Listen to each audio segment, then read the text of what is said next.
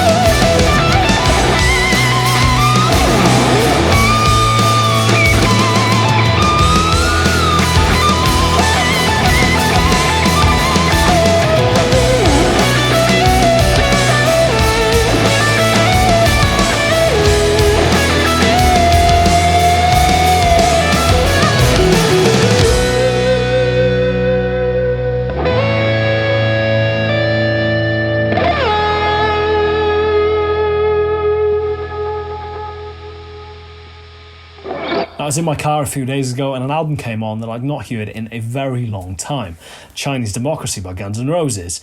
Obviously a huge GNR fan growing up, and I spent most of my teens in hope and expectation of finally hearing this album that I'd heard so much about, but much like everyone else, had never actually heard, at least in its entirety.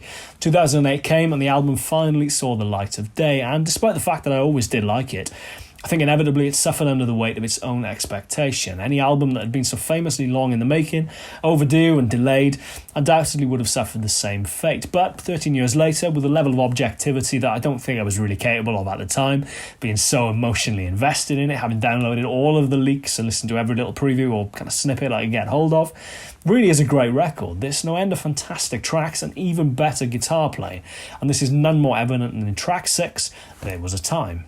Now, over the years, so many incredible guitar players contributed to Chinese Democracy that it's often hard to keep track of who played on what and what you are actually listening to at any one moment. So earlier today, I messaged a good friend of mine, incredible guitar player, and a man that would likely have an idea of what I am actually listening to on There Was a Time, having played on the track and the record, and having been in Guns N' Roses since 2002, Mr. Richard Fortas. And Richard was kind enough to confirm that the solo on There Was a Time is, of course, the mysterious Buckethead. Now, there's one or two moments in that solo in particular, which are arguably one or two of my favourite moments in any guitar solo ever recorded, and subconsciously, not that I realised it at the time, would go on to inform a hell of a lot about the way that I was to play guitar going forward.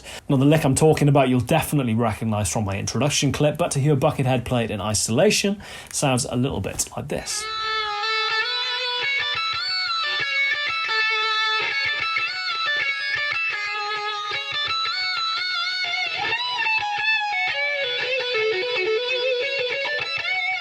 Now, aside from loving the repetition in that lick, that idea of question and answer, something I've spoken about a hell of a lot, including a video I shot on it last year, which I shall link to above.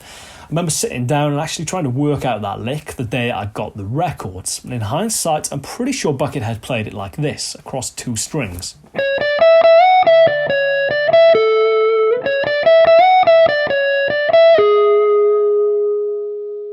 But for some reason, I figured it out just on 1 string, like this.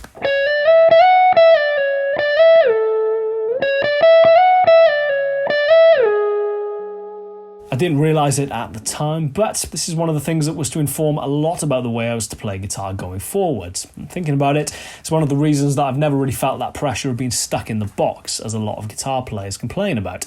I've always visualised the fretboard as kind of lengthways and not widthways, which, if you watch a lot of the way I play, kind of solos in particular, you'll notice a lot of it is based around either just 1 string or 2 strings at any one moment. And this is particularly evident in this clip taken from Cardiff Castle at Cardinal Black's first gig recently.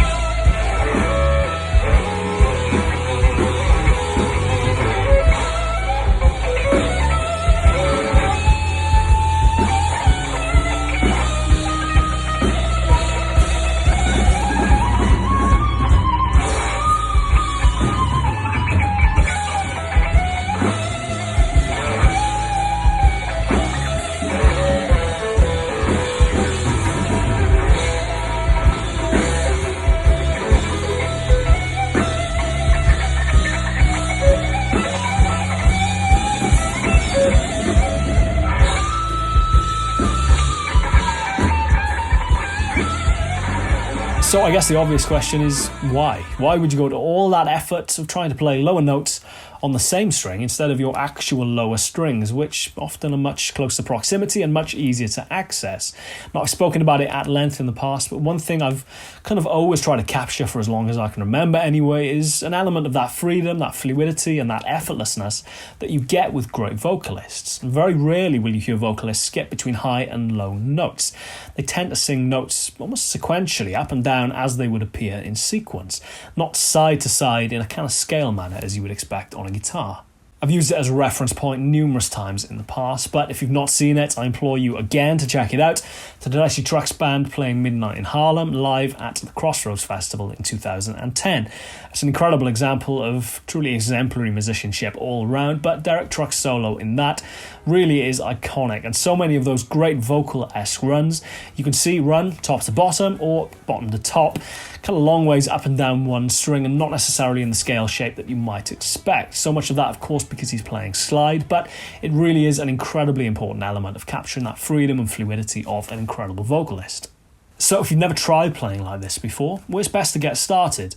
Now, I know there are no doubt myriad of exercises to help with fretboard knowledge or understanding, but the one thing that I found particularly useful was just to take the scale shapes that I was used to playing anyway and was relying very heavily on at that point, minor pentatonic and major scale, and just learn to play them on one string as opposed to side in your traditional scale shapes. If you take something relatively simple like a C major scale, learn to run it on one string up and down. It'll no doubt help with the interval knowledge of where notes lie relative to one another, but will really get you into that mode of thinking of not only being able to run side to side but up and down as a natural way of soloing.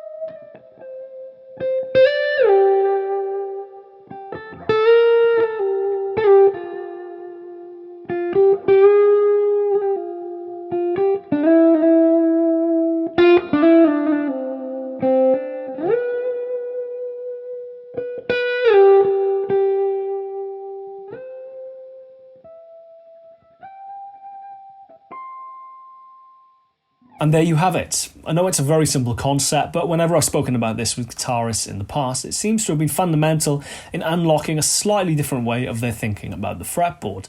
It's so ingrained in us to run scale shapes side to side, and if you need to move up the fretboard, then of course you change your scale position, but it doesn't have to be that way, and simply by doing something as obvious as running your scale shapes on one string really does unlock an entirely different way of looking at the fretboard. At least it did for me. I can leave you with an older solo of mine now, but watching it with fresh ears or fresh eyes, having seen what I've talked about in this episode, hopefully you'll notice a lot of my runs are reliant on just using one string, running up and down those notes, not side to side, but lengthways. As ever, I'm Chris Buck. Thank you very much for watching. Hope you got something from this. Please subscribe, hit the bell icon if you haven't already, and I shall see you next week for another episode of Friday Fretworks. Cheers guys, take care, I'll see you soon.